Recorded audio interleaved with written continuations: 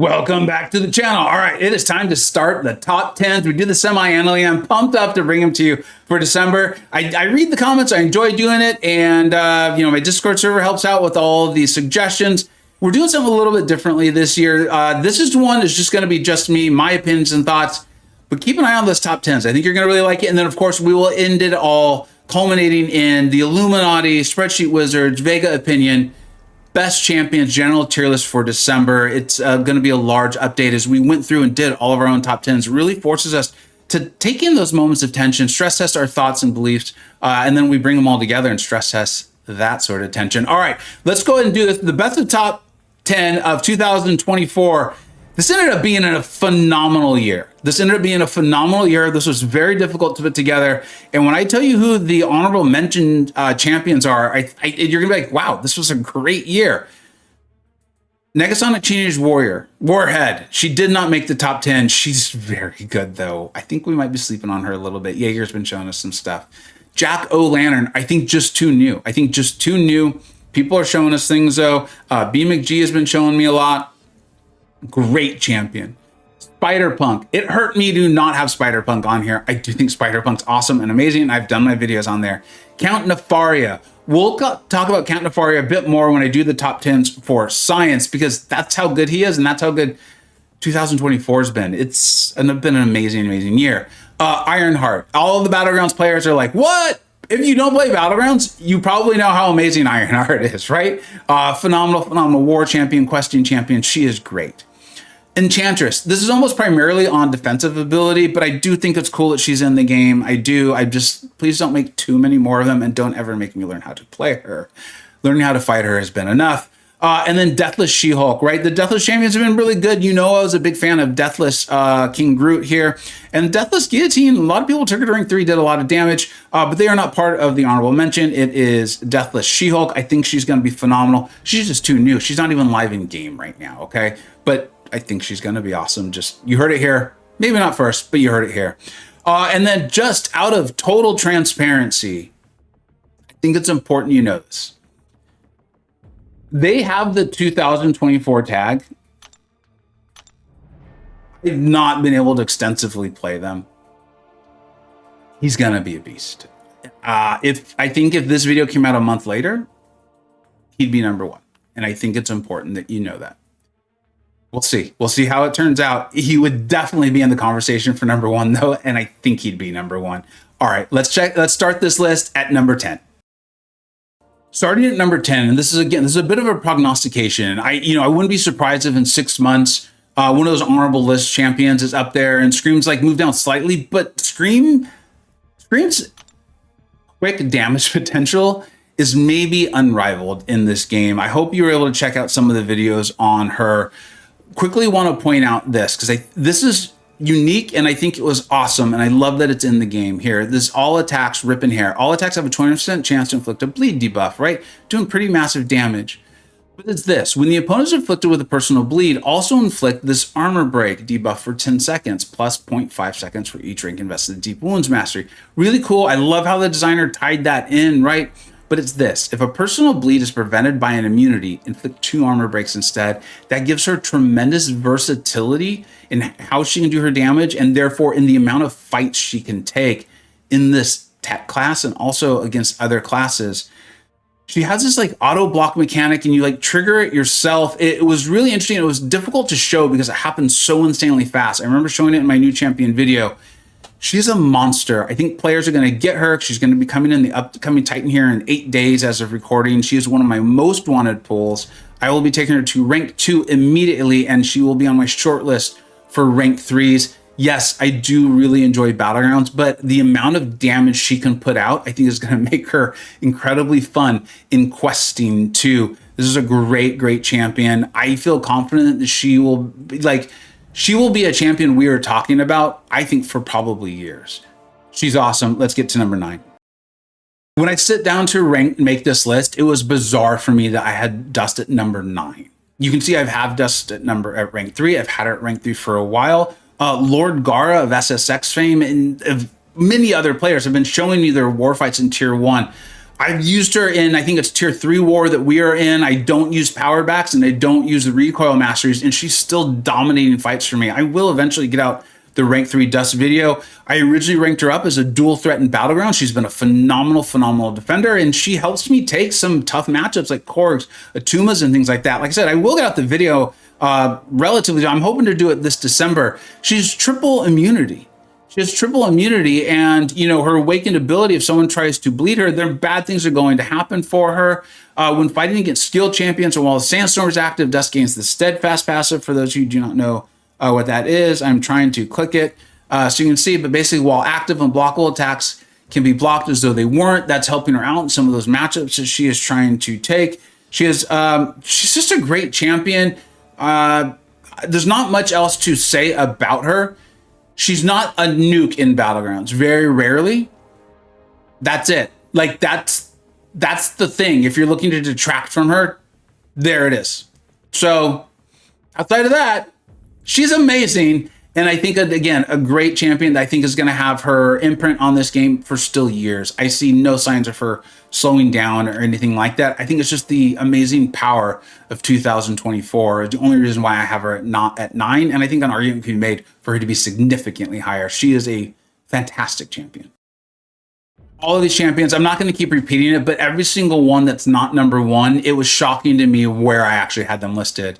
When you think about like the impact Bullseye has had on the year, right? Came in as a defender, and I even put out I think it was the new champion video I did it in, where I was like, he's actually very good on offense. Remember, his attacks just flat out don't miss. All hits bypass miss, and all hits are guaranteed critical hits. That's phenomenal. When you think about that, like if I told you a new champion's coming out and I just gave you that bit, you'd be like, oh, they're going to be a heck of an attacker, right? And he actually is. He's not a nuke. So I guess in similar ways, the worst thing you could say about using him is he's not a nuke for Battlegrounds attack. Again, if that's the worst thing you can say about a champion, that's pretty darn good.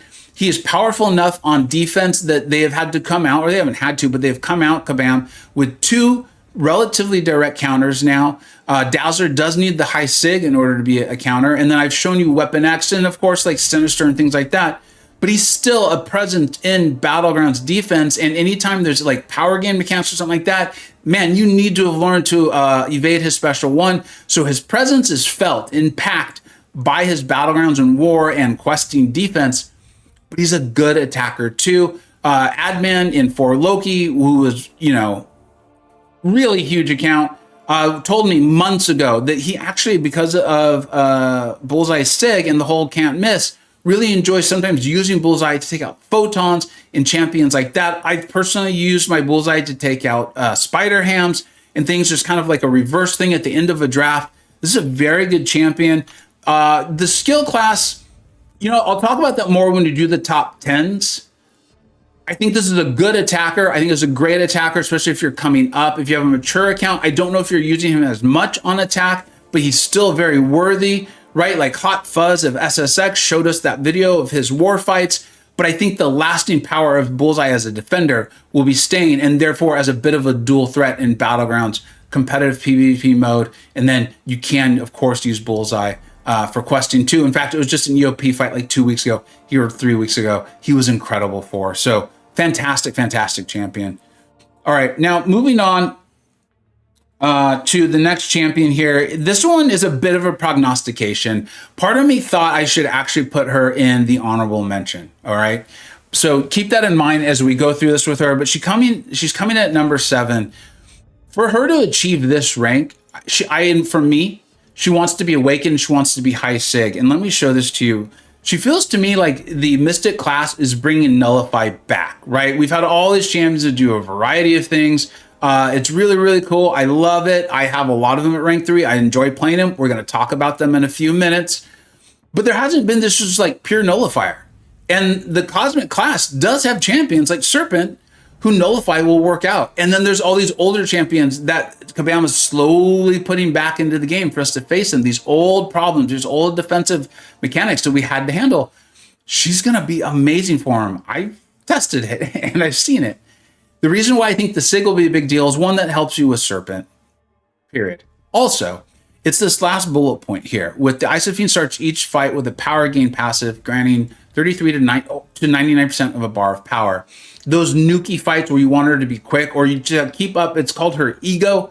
You want this. You really want it. In all of my testing, it'll help her in the buff matchups, but it's going to help her out even more. You're going to feel it even more in the non-buff matchups. I think with all of that, you're going to have a lasting, powerful champion who, when you need a Mystic Nullifier, I think she's going to be your go-to until if and when Kabam puts out another one, and we have no idea when that's going to come. We've got like 6 Mystics this year, like 5, which is a tremendous amount when you consider how many champions come out in a year. I think this is a very, very good champion. I know all the Battlegrounds players are like, you've got to be joking right now, but this list isn't formatted around Battlegrounds, all right? My top 10s, I will be using that influence a bit more because it's supposed to be very personal and based on my own experiences. Serpent is a brutal defender, but as you're about to see, we got a lot of counters now. Isophene's out. America Chavez has always been the best one, in my opinion, at least for me, she has been. And then Kushala as well. I'm not saying he's easy. He's a total jerk on defense.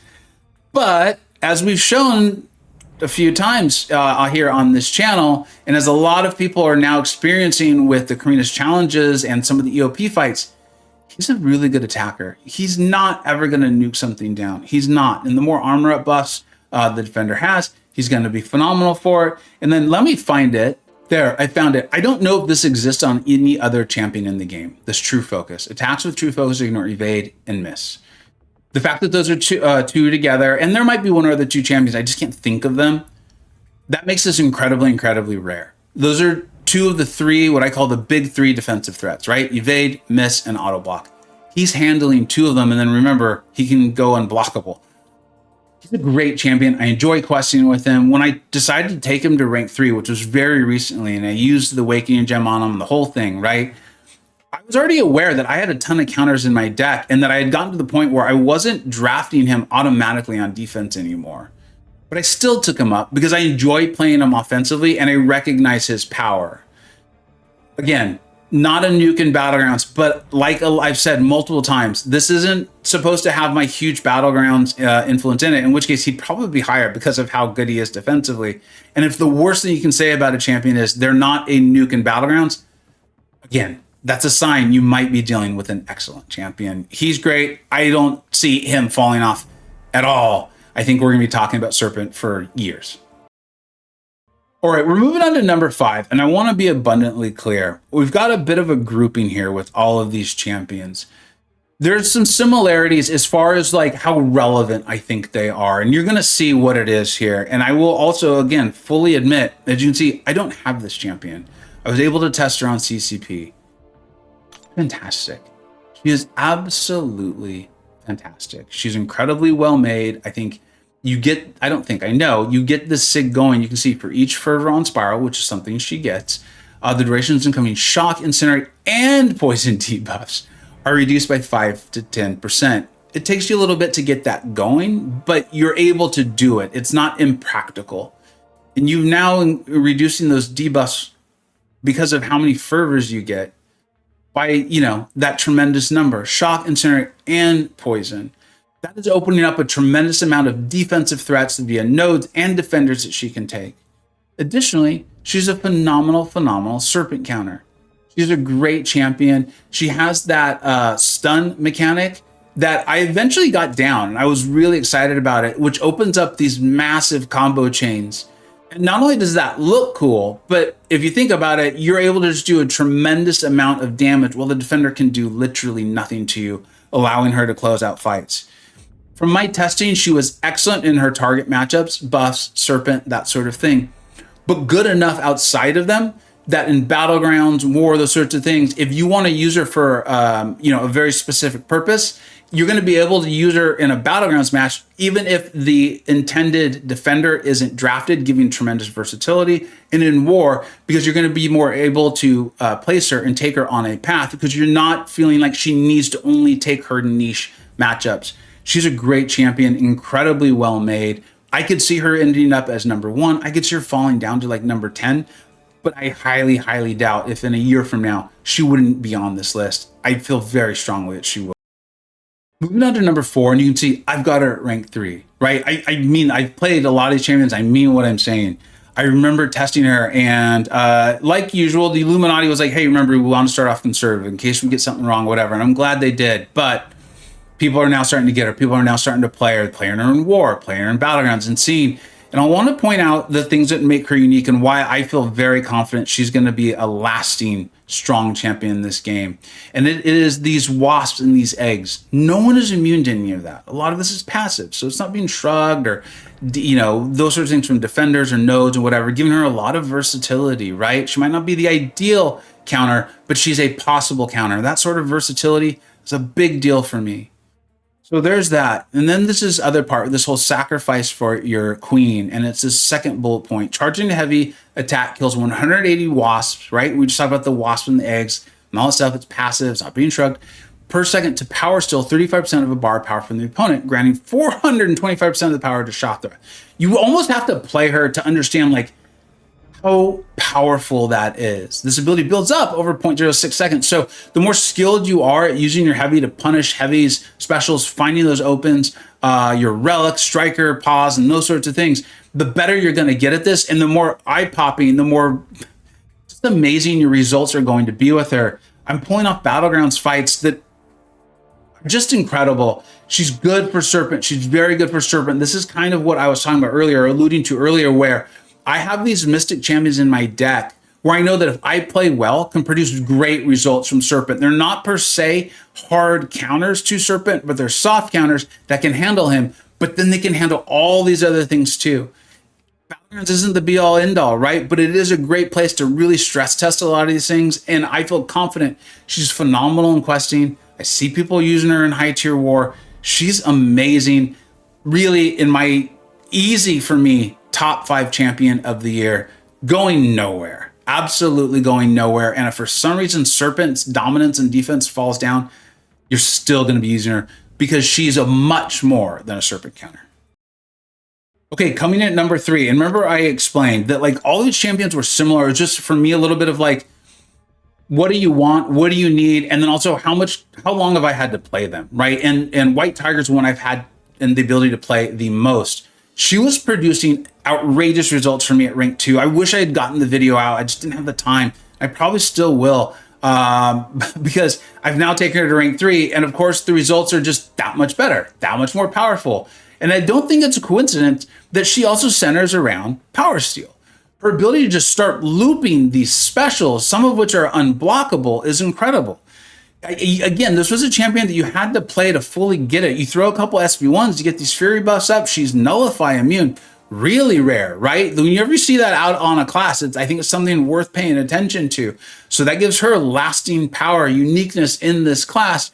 You do all that, and then you throw your special too. You get these bleeds on, and here's the really cool thing. If for some reason that you can't bleed the opponent, it's okay. That's just a way to like emphasize your damage, to make your damage that much better. She's great, even if you can't apply every single little itty bitty part of her kit. Trust me, that's going to come up later. A little bit of foreshadowing is one of those kits that is better than the sum of its parts, or the sum of its parts is better than just the parts. The designer put them all so well together. She's outrageously fun to play. Power Steal, and again, all of these nullify. She is immune to it, so you get to keep your Furies up, which is why I can't remember what the meta was, but that's not important. The important part is, without small parts of her kit, she doesn't fall apart, and she can just do the Power Steal over and over. So Power Steal immune, that's where you probably have your problem. I'm okay with that. I love this champion. She's outrageously fun to play. And when I sat down to rank her, Spiral, and Shathra, I felt very comfortable putting her at the top of that list.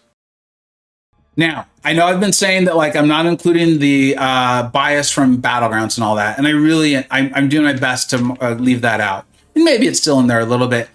Here's where I do think it's going to show a little bit my own personal bias is I still struggle with Korg. I do. I just do. And I definitely struggle with the Tuma. Champions that can help me handle the damage back mechanics while still not losing their loop are incredibly valuable to me. I don't enjoy playing Negasonic Teenage Warrior as much. There's a lot there, and I don't want to poo-poo her because she's phenomenal. She's great. That's just like a personal taste sort of thing, a personal preference, enjoyment sort of thing. I've been telling you for, I think, a couple months now, Dazzler is her. Like, she is. I finally was able to test her on the CCP. I did the new champion video. I'm always transparent with you all. It was Cyber Weekend. I like got the Mutant Awakening gem. I got the Mutant 2-3. And I was like, I'm using this on Dazzler. She wasn't out yet. She's been nothing short of everything I hoped and expected.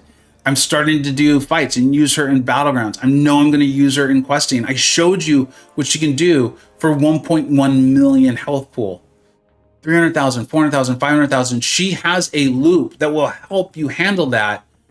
And if you have her awakened, she's handling not all of the threats. She doesn't embarrass Corrigan or Tuma. You still have to play it. But she's helping you handle their biggest threat mechanic. And therefore you can concentrate on her loop and you can play her well and you can play the node or whatever's happening. I think she's insanely well made. I think she's an absolute blast. And then her utility is outrageously practical, I think, in general, but very much for me and my account and where I'm not as good at the game. And I'm very comfortable with that. And I'm happy that she came along to help me handle that. I love her. I've covered the battle pass. I've covered the champion video. I will link those in the description because I know some of you are probably like, seriously, Dazzler number 2? She just literally came out. And that's okay. I'm totally fine with that. And see the battle pass one, because I'm not looking to convince anyone to buy the battle pass, and I'm not convincing anyone to pay for all of it so you can get her now. But I did. I wanted her, and I knew I'd be able to make a ton of videos on her. I think she's phenomenal. She doesn't handle everything. She's not handling like the auto block and the evade and the miss. She can be shut down. She's not broken, but she's very, very OP. I love her. All right, let's get to the number 1 champion. All right, after that speech, I'm sure you're like, how could she not be number 1? If this was a purely biased list, like just based on me only, I'm not like trying to give advice and think about accounts and all the things, she probably would be. Her or one of those Mystic champions. But if I really look at everything, like just all of it, and this was still slight, I mean, this is like by a hair, I think it's Prowler. I hope you saw my video where I got outrageously lucky and I pulled him, I was able to awaken him. And then I put those 6 stones in, and he's been nothing short of fantastic. All the things that like I was having mental hangups playing, right? We talk about this all the time in my tier list and everything is play and rank the champions you enjoy playing because you're going to play them better. By virtue of enjoying them, you're going to play them. And then when things get tough, you're going to play them better.